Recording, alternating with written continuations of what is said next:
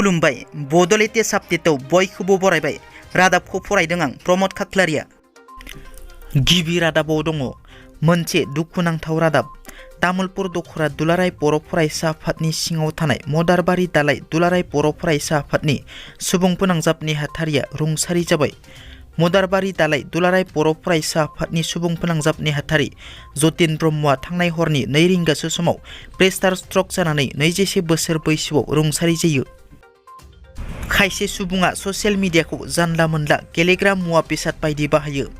सोरखौबा नंखाय एडिट एबा मेम्स बानायोब्ला माब्लाबा सोरखौबा दुखुआव खोख्लैयो एबा लाजि फोनाङो।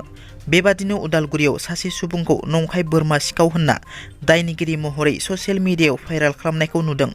उदालगुरि जिल्ला पानेरि थानानि सिङाव थानाय 4 नं पानेरि गामिनि थागिबि रुंसारि थुथिराम दैमारि आरो बिमा कान्दुरि दैमारिनि फिसाज्ला जौसिन थाखोनि आनजाद होनो गोनां नरेन दैमारिखौ अनसुमै ब्रह्म मुंनि मोनसे फेसबुक एकाउन्टजों बोरमा सिखाव होनना नंखाय फोसावदों।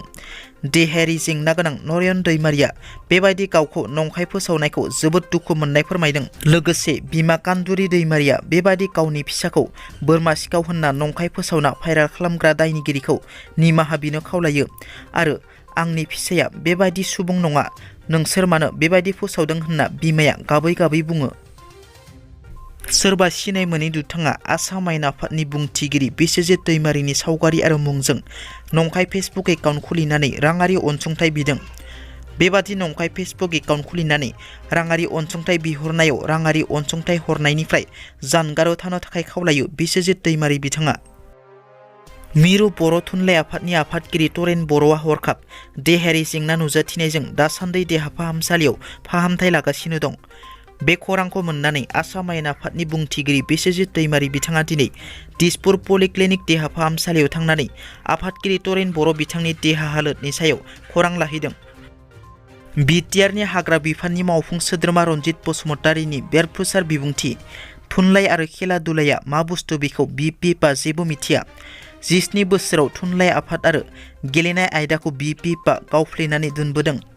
जौ लोंनायाव बिपिएफआ खनसेयावनो 5 लाख रां गारोमोन। बिपिएफआ दिनै बाथा बायदि खर' गैयै मानसिखौ बाहायनानै जौ जुवा ड्राग्स होगासिनो दङ।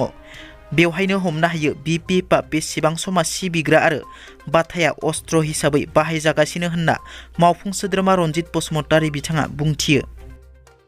तुर्कीयाव थांनाय समबारखालि फुंनि समाव गिख्रंथाव बांग्रि मावनायजों जिउ खहा जानाय सुबुंनि अनजिमाया बांनानै 8,000सिम मोनहैबाय। तुर्कीनि लेङाइ हादरगिरि फुआद अक्ताया फोरमायनाय बादिब्ला तुर्की हादराव थांनाय समबारखालि गिख्रंथाव बांग्रिं मावनायजों सा 5,894 सुबुंफोरनि जिउ खहा जायो आरो सा 34,810 सुबुंफोरनि जखम जाबाय। आरोबाव CNN रिपर्टनि बादिब्ला सिरियायाव सा 1,832 सुबुंफोरनि जिउ खहा जाबाय आरो सा 3,849 सुबुंफोरनि जखम जाबाय। दिनैनि रादाबा एसेनोसै। नोंथांमोना जुदि आंनि रादाबखौ खोनासंनानै मोजां मोनदोंब्ला अन्नानै लाइक, शेयार आरो साबस्क्राइब खालामनो दाबाव। गोजोन्थों।